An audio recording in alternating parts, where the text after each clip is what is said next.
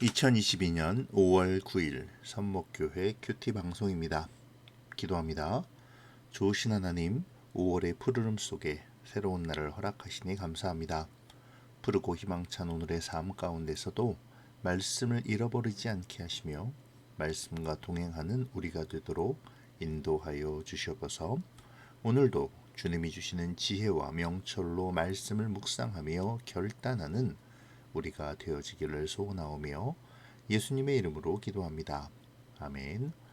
오늘 묵상할 말씀은 창세기 32장 13절부터 20절입니다.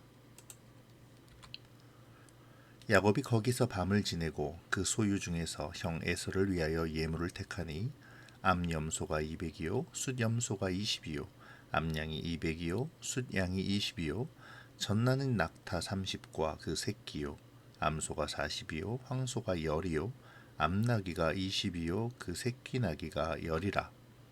그것을 각각 때로 나누어 종들의 손에 맡기고 그의 종에게 이르되 나보다 앞서 건너가서 각 때로 거리를 두게 하라 하고 그가 또 앞선 자에게 명령하여 이르되 내 형 에서가 너를 만나 묻기를 내가 누구의 사람이며 어디로 가느냐 내 앞에 것은 누구의 것이냐 하거든. 대답하기를 주의 종 야곱의 것이요 자기 주 에서에게로 보내는 예물이오며 야곱도 우리 뒤에 있나이다 하라 하고 그 둘째와 셋째와 각대를 따라가는 자에게 명령하여 이르되 너희도 에서를 만나거든 곧 이같이 그에게 말하고 또 너희는 말하기를 주의 종 야곱이 우리 뒤에 있다 하라 하니 이는 야곱이 말하기를 내가 내 앞에 보내는 예물로 형의 감정을 푼 후에 대면하면 형이 혹시 나를 받아주리라 함이었더라. 아멘. 에서와 아버지 이삭을 속여 장자권을 탈취해 도망했던 야곱이 이제 형 에서를 만나야 합니다. 어쩌면 오롯이 형의 분노를 감당해야 할지도 모르죠. 운이 나쁘면 자신과 자신이 사랑하는 가족들 모두가 죽게 될지도 모릅니다. 만남을 목전에 두고 야곱의 고뇌는 깊어지죠. 다시 라반에게로 돌아갈 수도 없고 에서와의 문제를 해결하지 않은 채 고향으로 갈 수도 없습니다. 하나님께서는 이 일을 생각하지 않으시고 고향으로 가라고 명하신 것일까요? 분명 너를 지키겠다라고 약속하신 하나님의 언약은 지금 이 순간 지켜지지 않는 듯 보여집니다. 그렇게 고뇌의 밤이 지나고 야곱은 에서를 위한 예물을 택하죠. 야곱은 염소와 양, 낙타와 소, 그리고 나귀 등 총 550마리가 넘는 가축을 에서를 위한 예물로 준비합니다. 유목민들의 부가 소유한 가축 수의 많고 적음에 따라 판단됨을 가정할 때 야곱의 이 예물은 상당한 예우가 아닐 수 없습니다. 야곱은 이 예물을 여러 때로 나누어 전달하도록 하는데요. 이렇게 함으로 가축의 양이 더욱 많아 보이게 하는 효과와 더불어 에서의 화를 누그러뜨리고자 하는 것이죠. 그렇게 에서를 위한 예물을 가지고 앞서가는 여렛 대의 종들에게 에서를 만나 답변할 것을 지시합니다. 에서의 종 야곱의 것이며 이 모든 것이 야곱이 에서에게 보내는 예물임을 밝히는 동시에 야곱이 뒤따르고 있으며 곧 에서에게 올 것임을 밝히라는 것이죠. 이는 에서에게 단순히 물질적인 보상만을 하겠다는 것이 아니라 자신이 에서를 속이고 기망한 죄에 대한 용서까지도 구하겠다는 의미인데요. 이러한 전가를 보내므로 야곱이 다시 도주하거나 다른 속셈을 가지고 있지 않다는 것을 표현하여 에서에게 믿음을 주기 위함입니다. 그런데 성경은 한 가지 특이한 점을 기록합니다. 19절에 때를 따라가는 자라는 표현인데요. 보통 목자들은 가축보다 앞서가며 가축을 인도하죠. 그런데 여기서는 가축을 따라간다라고 표현합니다. 이는 야곱이 목자들로 하여금 가축들을 뒤따르게 하므로 다혈질적이며 물질에 약한 에서의 품에 먼저 예물을 안겨 그의 마음을 회유시키고자 하는 의도가 깔려 있는 것을 볼 수 있습니다. 이는 20절에 내 앞에 보내는 예물로 형의 감정을 푼 후에 대면하면 혹시 형이 나를 받아주리라 하는 야곱의 말에서도 잘 나타나고 있죠. 오늘 본문에서 야곱은 에서와의 만남을 앞두고 전전긍긍하는 모습을 보입니다.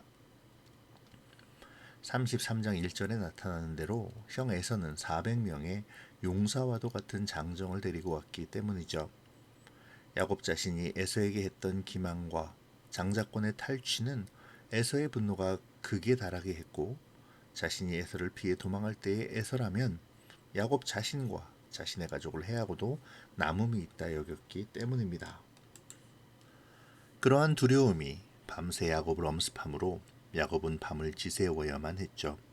밤을 지새우며 하나님께 간구하지만 야곱의 두려움은 사라지지 않습니다. 하나님은 침묵하시는 것만 같죠. 이에 야곱은 지혜를 짜내는데요.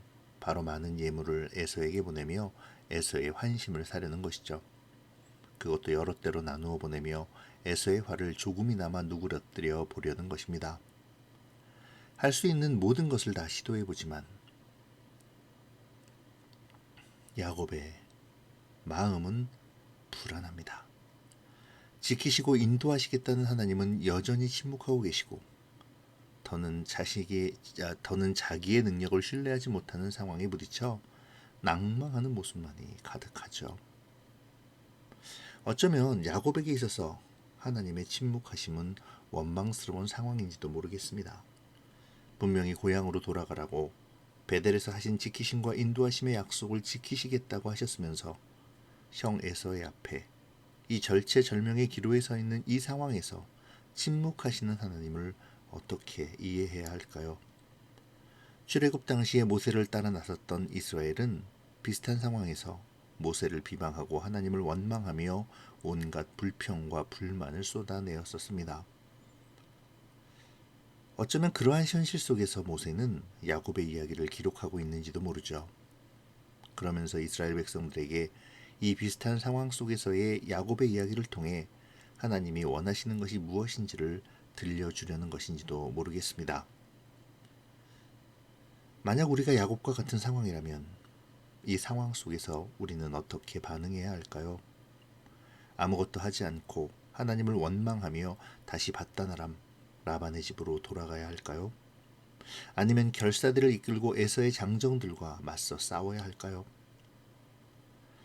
하나님이 침묵하시는 이 순간에 야곱은 자신의 지혜를 동원할 수밖에 없습니다. 그럼에도 불안감은 가시지 않죠. 이러한 상황에서 여전히 하나님은 침묵하십니다. 그러면 하나님은 왜 침묵하고 계실까요? 고향으로 돌아가 약속의 계보를 잇기 위해 야곱에게 꼭 필요한 것이 있습니다. 그것은 바로 자신의 지혜와 계략을 버리는 것이죠. 하나님의 백성이 자신의 지략과 능력을 의지해서는 안 되는 것입니다. 그것은 교만으로 이어질 것이고 결국 하나님 없이도 살 수 있다는 불순종과 불신으로 이어지기 때문이죠. 하나님의 약속의 계보를 이어갈 사람이 불순종과 불신에 빠진다면 그 언약의 실효성이 유지될 수 있을까요? 하나님의 침묵은 야곱으로 바로 이 점을 알도록 하시기 위함입니다. 자기 힘으로 아무것도 할 수 없다는 것을 깨닫는 그 자리에 비로소 하나님이 오시고 믿음의 사건이 시작되는 것이죠. 자, 말씀을 우리에게 적용해 봅시다. 절체절명의 위기 앞에 하나님의 음성이 들리지 않을 때 우리는 어떻게 반응하고 있습니까? 사실 주님의 응답이 없는 상황에서 최선을 다해 피할 방법을 모색하는 것은 우리 인간의 한계라고 할 수 있습니다. 그 한계를 인정하고 우리의 몸부림 가운데서 주님은 주님의 때를 기다리시며 그 주님의 때에 주님의 일을 이루어 가시죠.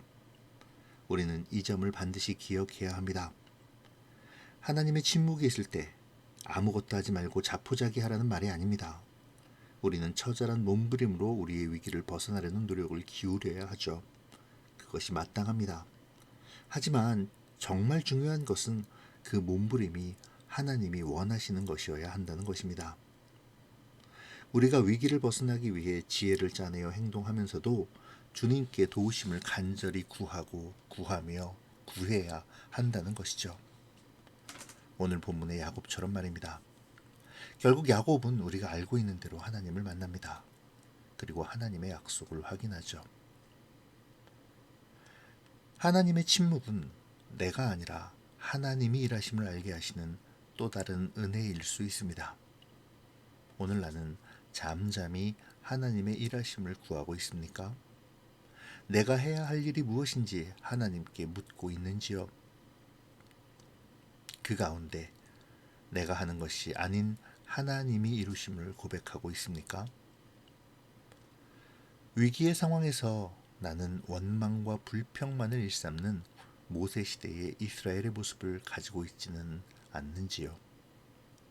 나의 모든 상황에서 우리의 약함을 인정하고 하나님의 일하심을 인정하며 주님의 지혜를 구하기를 다짐하는 우리의 묵상이 되기를 바랍니다. 야곱은 에서의 노여움을 풀고 용서를 받기 위해 가축 550마리의 큰 예물을 에서에게 바칩니다. 20년이 지났지만 야곱과 에서의 관계는 풀린 것이 없죠. 이러한 점은 죄에는 반드시 대가가 따름을 의미하는 것입니다. 인간과 인간과의 관계에서도 그러할진데 하물며 하나님과 우리와의 관계에서는 어떠할까요? 어떤 것으로 하나님의 진노를 풀고 하나님의 용서를 받을 수 있을까요? 아무리 고민하고 많은 재물을 드리고 선행을 한다 해도 하나님의 진노에서 벗어날 수는 없습니다. 하나님은 절대 거룩하시니까 말이죠. 야곱의 고민과 근심처럼 우리도 근심과 고민 속에서 죽음의 길로 하루하루 걸어갈 수밖에는 없습니다. 하지만 하나님께서는 이러한 우리를 위해 한 가지 해결책을 만드셨죠. 바로 그리스도 예수께서 자신의 생명을 주심으로 하나님의 진노가 풀리고 우리로 새 생명을 얻게 하신 것입니다. 야곱은 일생을 인간적인 방법으로 자신의 영달과 구원을 위해 힘써왔습니다. 그가 하나님과 씨름하여 이스라엘이 되기 전까지 그는 그의 방법으로 삶의 위기에 대처해 왔죠. 말씀을 적용해 볼까요? 우리는 어떠합니까? 우리 역시 인간적인 방법으로 하나님의 진노를 피하려 하고 있지는 않습니까? 하나님의 진노와 죽음의 형벌에서 벗어나는 방법은 우리의 인간적인 대응이 아니라 오직 그리스도 예수의 십자가 희생의 구속뿐입니다. 하나님의 진노로 멸망받아 마땅한 인생이 주님의 은혜로 산 자가 되어 하나님 앞에 담대히 나아갈 수 있는 것이죠.